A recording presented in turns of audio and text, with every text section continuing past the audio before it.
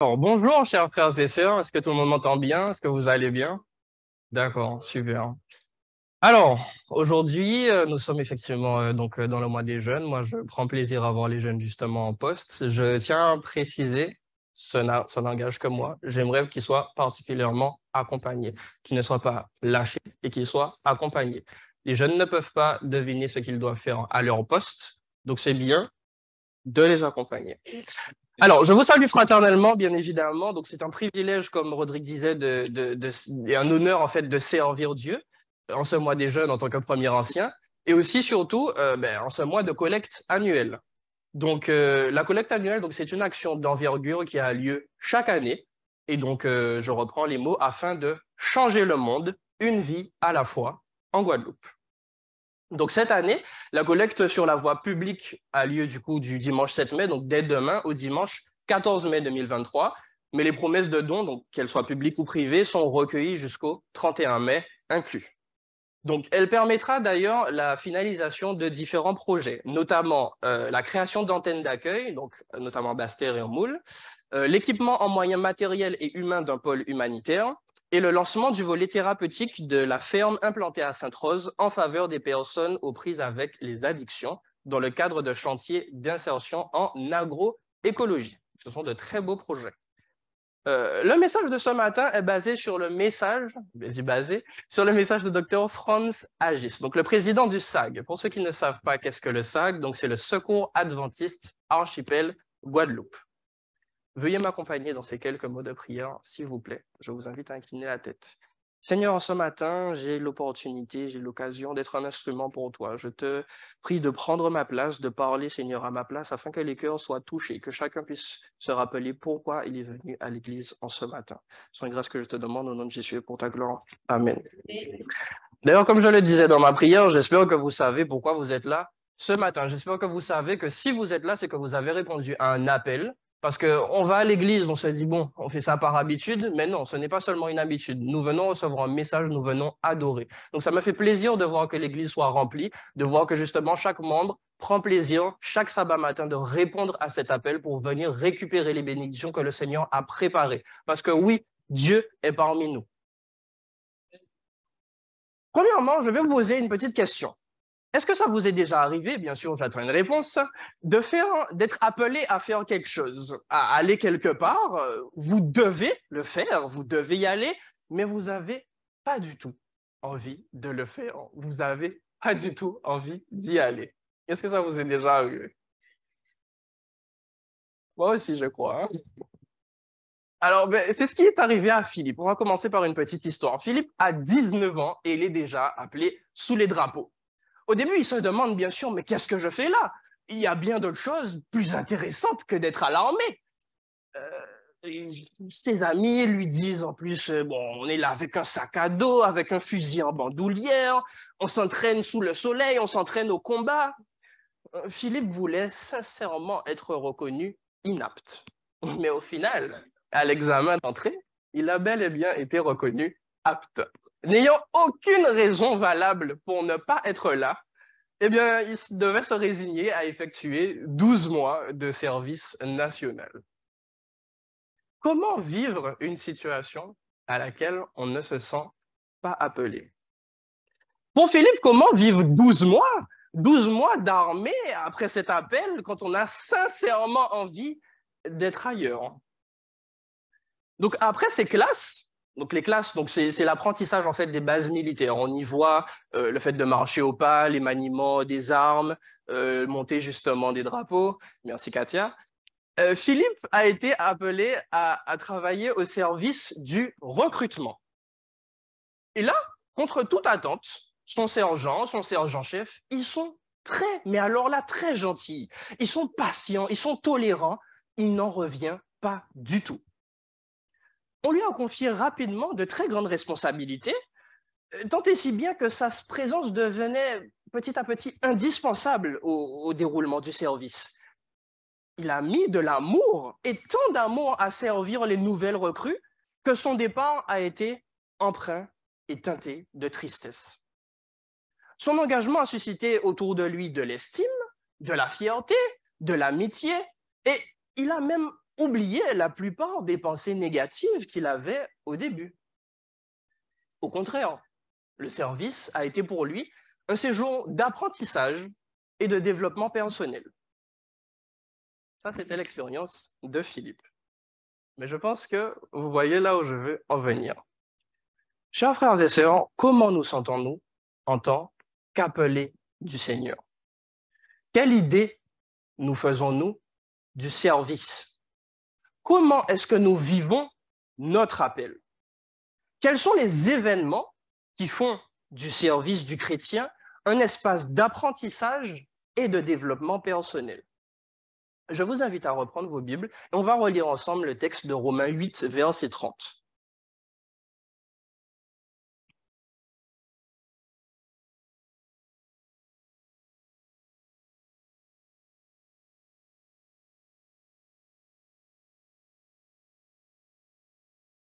Romains 8, verset 30, et donc, et ceux qu'il a prédestinés, il les a aussi appelés, et ceux qu'il a appelés, il les a aussi justifiés.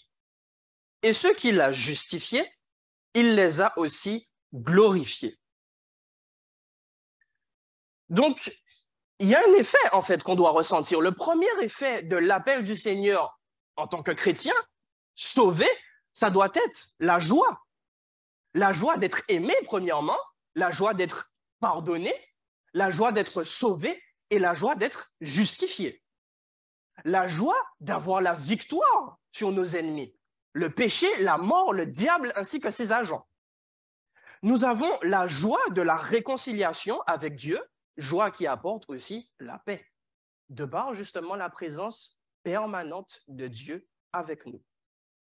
C'est la joie d'être héritier et co-héritier du Christ, fils et fille du Père céleste.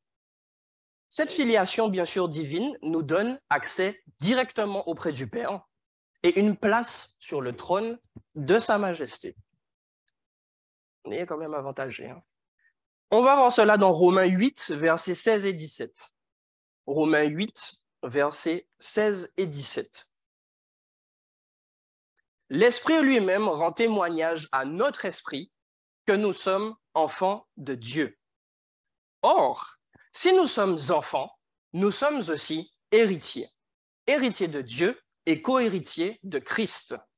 Si toutefois nous souffrons avec lui, afin d'être glorifiés avec lui. Nous avons aussi Éphésiens 2, versets 4 à 7. Éphésiens 2, versets 4 à 7.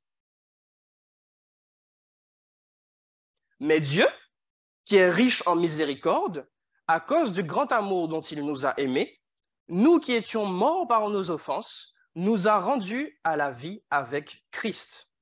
Il nous a ressuscités ensemble et nous a fait asseoir ensemble dans les lieux célestes en Jésus-Christ, afin de montrer dans les siècles à venir l'infinie richesse de sa grâce par sa bonté envers nous en Jésus-Christ. Donc maintenant, premièrement, je suis dans la joie. Ensuite, maintenant, je suis conscient de cette nouvelle identité. J'ai une nouvelle estime de moi-même.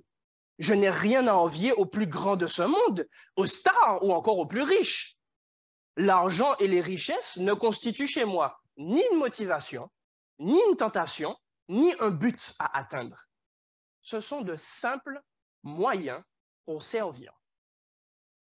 La connaissance que j'ai désormais, ma raison d'être, de mon avenir, me donnera une nouvelle personnalité qui fera plaisir à plus d'un, je l'espère, et qui va attirer aussi la haine et la jalousie de bien d'autres. Mais qu'importe, puisque je sais qui je suis, je sais en qui je crois, et je garde mon désir d'être au service des autres. Voilà comment nous devrions nous sentir, pleins de joie en tant qu'appelés du Seigneur. Deuxièmement, nous sommes appelés et justifiés. Nous devons nous sentir aussi concernés. Nous sommes concernés. Héritier, co-héritier, rempli de joie, mais ce n'est pas tout. J'ai rempli mon vase de joie, mais je reste là, c'est tout. Je garde ma joie uniquement pour moi. Je suis conscient de l'appel du Seigneur, mais peut-être que d'autres non. Je suis conscient de ma nouvelle identité, non seulement Louis Théo Pascal, mais fils du Seigneur Tout-Puissant. D'autres, non.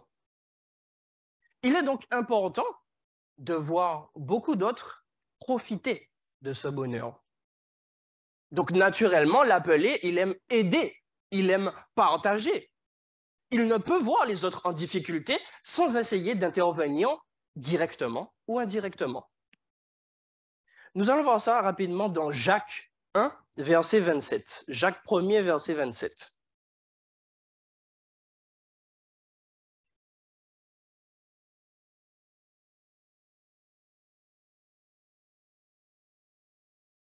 La religion pure et sans tache, devant Dieu notre Père, consiste à visiter les orphelins et les veuves dans leur affliction et à se préserver des souillures du monde. À cette époque, il faut savoir que les veuves et les orphelins faisaient partie des miséreux, des plus démunis. Donc, bien sûr, malheureusement, j'ai envie de dire, bien heureusement en tout cas pour nous, le champ d'action est beaucoup plus large de nos jours et il ne cessera de s'élargir. L'appelé, il aime et il cultive le bien. La misère autour de lui ne peut pas le laisser indifférent. L'état de perdition de ses concitoyens et des êtres humains le préoccupe et il ne cesse de prier et d'agir en leur faveur afin que eux y partagent aussi cette joie. Est-ce que vous comprenez l'implication de chacun à ce moment-là? Il ne ménage pas ses efforts afin de contribuer à la réussite et au salut du prochain. Il est concerné. Contrairement à ceux qui détiennent les richesses et qui se sont laissés gagner par l'égoïsme, l'appelé, le justifié, il est poussé justement, poussé par l'amour, poussé par l'Esprit de Dieu. Il fait de son mieux pour soulager la misère. L'appelé est joyeux, il est concerné, il est motivé et il agit. Nous voyons cela dans Matthieu 28, verset 20. Matthieu 28, 20 nous dit « Et enseignez-leur à observer tout ce que je vous ai prescrit. Et voici, je suis avec vous tous les jours jusqu'à la fin du monde. » Tous les jours jusqu'à la fin du monde. Qu'est-ce qu'il vous faut de plus pour comprendre que l'Éternel vous accompagne, peu importe les épreuves? Dieu nous accompagne aussi, donc, du coup, dans ce service. Face à l'océan de misère qu'il y a sur cette terre, l'appelé peut se sentir quelquefois découragé, impuissant. Mais il est toujours rempli d'espoir. Il est conscient qu'il ne peut pas résoudre tous les problèmes de la planète, mais il fait de son mieux là où il peut. Il se dit que quelqu'un bénéficiera toujours de son service d'amour, parce qu'il croit au changement, il croit à l'éternité, et qu'au Sauveur tout-puissant, dont les promesses sont infaillibles. Il participe au programme de libération du Christ. Luc 4, verset 19, je cite, « Pour proclamer aux captifs la délivrance et aux aveugles le recouvrement de la vue, pour renvoyer libres les opprimés, pour publier une année de grâce du Seigneur. Je suis avec vous tous les jours jusqu'à la fin du monde. » En résumé, l'appelé, le justifié, c'est quelqu'un de complètement et de sincèrement engagé dans une cause qu'il veut voir réussir et triompher. Il se rend, donc pour ce service, tout à fait disponible. Si chacun de nous comprend cela, alors les départements, nous-mêmes, l'œuvre de bienfaisance et du secours en particulier, ne manqueront jamais de secours, de volontaires et de bénévoles.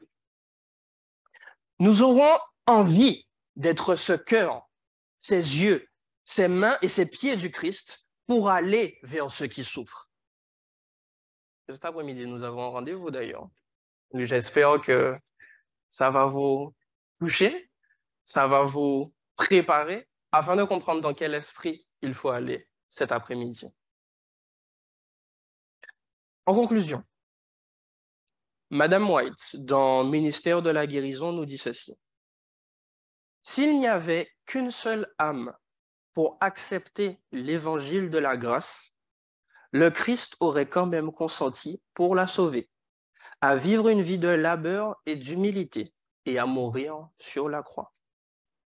Si donc par nos efforts, un seul être humain peut être rendu digne de briller dans les parvis célestes, n'est-ce pas déjà un résultat réjouissant? Cet après-midi, si on peut toucher ne serait-ce qu'une personne, n'est-ce pas suffisant? N'est-ce pas réjouissant? Jésus souhaite que nous soyons remplis d'amour, de joie, de paix et d'espérance à partager avec tous ceux qui nous entourent et particulièrement avec les pauvres, les blessés de la vie, les démunis. Si je ne transpire pas la joie moi-même, comment je peux transmettre une joie qui n'existe pas en moi à l'autre? Durant cette semaine de bienfaisance de notre traditionnelle collecte annuelle, nous avons l'occasion d'affirmer ou encore de réaffirmer notre engagement, cet après-midi aussi, notre véritable esprit chrétien. C'est un temps fort qui vient justement renforcer cet exercice-là, du don, de la compassion, que nous souhaitons d'ailleurs régulier, je l'espère. Puisse donc le Seigneur remplir nos cœurs de générosité, afin que tous, autant que nous sommes, nous puissions contribuer au succès de son œuvre, au bien-être des populations et au salut du plus grand nombre. Merci de m'avoir écouté. Amen.